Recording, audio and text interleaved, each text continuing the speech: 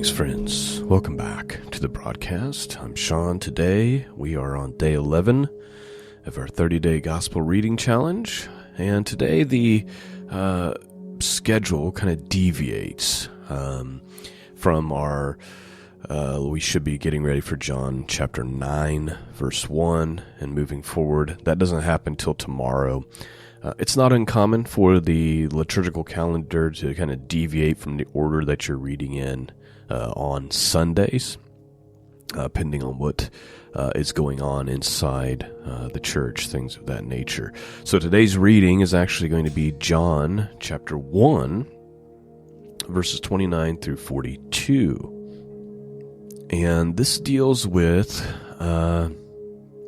kind of John the Baptist declaring the Lamb of God, that Jesus is the Lamb who came into the world to take away the sins of the world. And also in this little section that we're going to be reading, which will be very, very short this morning, we have the calling of Jesus' first disciples. And then I've got a little snippet of commentary to read to you from Matthew Henry that I think will help encapsulate everything that we've just read. So very, very short this morning. And then tomorrow, day 12, we'll resume kind of along the schedule that we've been on, starting with the Gospel of John chapter 9. All right. Open up your hearts this morning. This is a story that we've all heard many, many times. And usually that's because these are very important stories. But because we've heard them so many times, we kind of gloss over them. So let's try to hear this with a fresh heart and an open mind. Starting with verse 29, the Gospel of John, chapter 1. The next day he saw Jesus coming toward him and said, "Behold, the Lamb of God who takes away the sin of the world. This is he of whom I said, after me comes a man who ranks before me. For he was before me. I myself did not know him, but for this I came baptizing with water, that he might be revealed to Israel. And John bore witness. I saw the Spirit descend as a dove from heaven, and it remained on him. I myself did not know him, but he who sent me to baptize with water said to me, He on whom you see the Spirit descend and remain, this is he who baptizes with the Holy Spirit. And I have seen, and I have borne witness that this is the Son of God." So please note, really early on in Jesus' ministry, because it's just now getting started, right? He's just now going to be calling disciples. He's being declared the Son of God, the Messiah, the one who comes. He's the Lamb of God, as described, who takes away the sin of the world. Any listening Jew would have understood what kind of this concept, because they would have known very much about the Lamb of God and the sacrifice and the Passover. It should have been very obvious to anyone listening that that's what John was declaring. It may have been scandalous to declare him as the Son of God, but these are the bold claims being made by John the Baptist, the one who was kind of appointed and anointed to lead the way, to make a way in the wilderness. Continuing on, verse 35, the next day, again, John was standing with two of his disciples. And he looked at Jesus as he walked, and he said, "Behold, the Lamb of God." The two disciples heard him say this, and they followed Jesus. Jesus turned and saw them following, and said to them, "What do you seek?" And they said to him, "Rabbi," which means teacher, "where are you staying?" He said to them, "Come and see."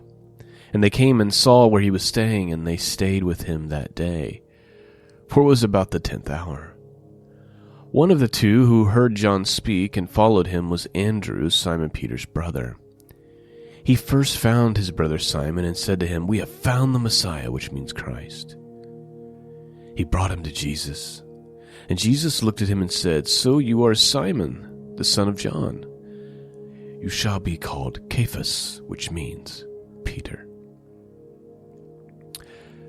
So, very early on, there's people who think Jesus is the Messiah. I mean, here we have Andrew going to his brother Peter and saying, we have found the Messiah, right? Really, really early on, which is interesting. One of the reasons that our reading schedule deviates today is because within like the Anglican Church or the Episcopal Church, they will be studying or doing readings from Matthew chapter 16, verses 13 through 19 in their service today.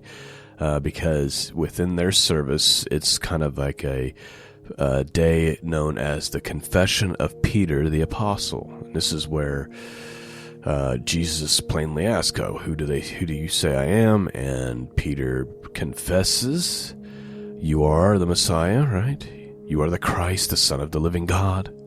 And then Jesus answers him, blessed are you, Simon Bar-Jonah, for flesh and blood has not revealed this to you, but my Father who is in heaven. And the thing is though, early on, there's already the speculation that he is the Messiah. Also, something interesting to note, this is when you have the name change, right? So, in this confession of Peter, Jesus says, this is not something that you came to on your own, but my Father who is in heaven reveals it to you.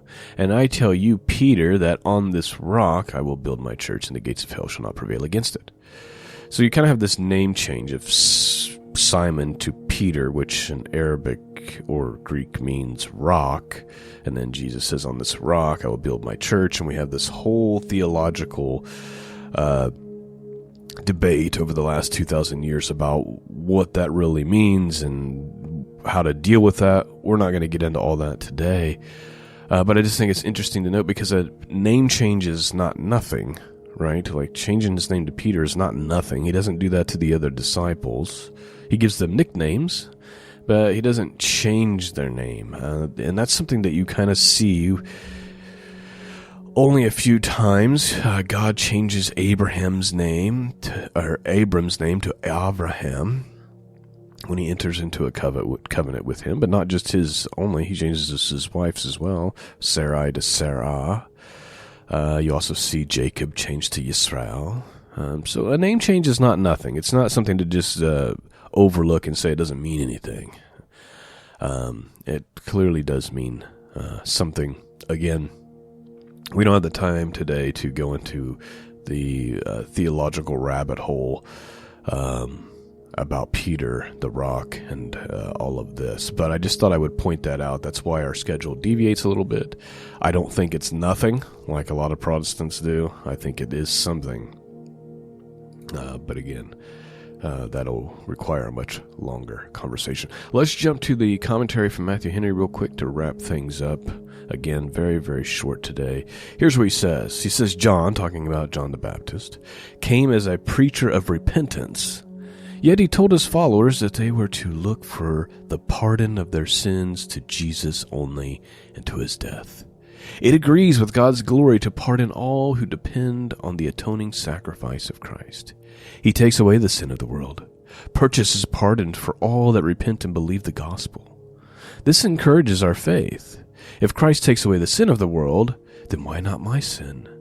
He bore sin for us and so bears it from us. God could have taken away sin by taking away the sinner, as he took away the sin of the old world. But here is a way of doing away sin, yet sparing the sinner, by making his son sin, that is a sin offering for us. See, Jesus taking away sin, and let that cause hatred of sin, and resolution against it. Let us not hold that fast, let us not hold that fast which the Lamb of God came to take away. In other words, Matthew Henry is saying, don't cling to the thing that Jesus came to set us free from. We talked a little bit about this yesterday. What did he come to set us free from? The bondage of sin. So don't cling to the world. Don't cling to sin. Rather, cling to the one who took it away, who made a way for us, who gave us the power to become free. I pray you've been blessed this morning, and tomorrow it'll pick back up where we left off on Saturday. Peace and grace be with all of you, and until next time, God bless.